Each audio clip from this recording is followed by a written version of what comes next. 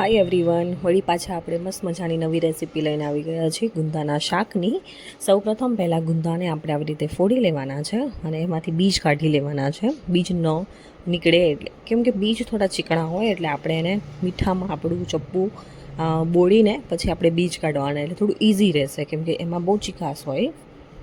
હવે વિડીયોમાં બતાવ્યું એ રીતે આપણે ગુંદાનો અંદર ભરવા માટે મસાલો રેડી કરી લઈશું, જેમાં ચણાનો લોટ અને આપણા બેઝિક 4 મસાલા જ લીધા છે અને સાથે મેં લસણ લીધું છે, 4 થી 5 કળી લસણ લેવાનું અને એને આપણે જેમ ભરેલા શાક બનાવવા માટે જે મસાલો રેડી કરીને એ જ ટાઈપનો એક મસાલો રેડી કરવાનો છે. હવે આ શાકમાં ખટાશ અને મીઠાશ બંને હોય એટલે આપણે લીંબુ અથવા લીંબુ ના હોય તો લીંબુના ફૂલનો ઉપયોગ કરવાનો અને લીંબુના ફૂલને બેલેન્સ કરવા માટે થોડી અંદર ખાંડ એડ કરવાની રહેશે આપણે.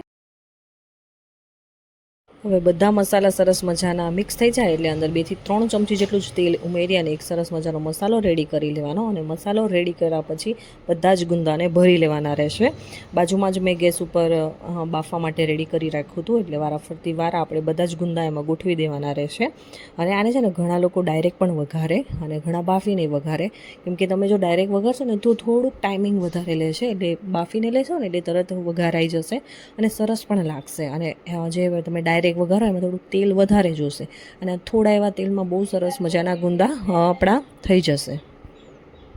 બસ પછી 1 થી 2 જ ચમચી લેવાનું છે તેલ અને એમાં રાઈ જીરા અને હિંગનો વઘાર કરીને આપણા ગુંદા એની અંદર નાખી દેવાના છે અને મસ્ત મજાના ગુંદા એકદમ આમ કહેવાય ને કે ક્રિસ્પી થોડા બનશે, કેમ કે મજા આવે એવા ખાવાની.